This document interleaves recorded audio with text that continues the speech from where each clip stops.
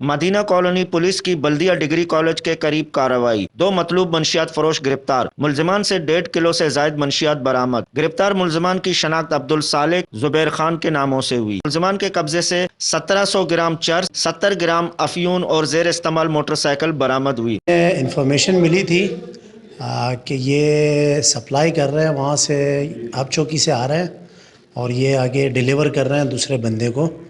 تو یہ ڈیلیوری دینے آ رہا تھا عبد المالک ولد عبد الصمد، اور یہ ڈیلیور کر رہا تھا زبیر خان ولد یار دوست، اس کو ڈیلیور کر رہا تھا، جو کہ پھر آگے بنارس اور سوراب گوٹ ان ایریاز میں جا کے پھر یہ سپلائی ڈیلیور کرتا ہے، اور یہ کافی منظم طریقے سے کافی عرصے سے یہ کام کر رہے ہیں۔ اس سے ابھی ہمیں تقریباً 1.5 kg کے قریب یہ چرس ہے، اور اوپیم ہے وہ تقریباً 90 گرامز ہیں۔ ایس ایس پی ضلع کے ماڑی فدا حسین جاوری کے مطابق ملزمان کے خلاف اینٹی نارکوٹکس ایکٹ کے تحت مقدمہ درج کر کے مزید تفتیش کی جا رہی ہے۔ کیمرہ مین شعیب بلوچ کے ساتھ حیات بلوچ، وش نیوز۔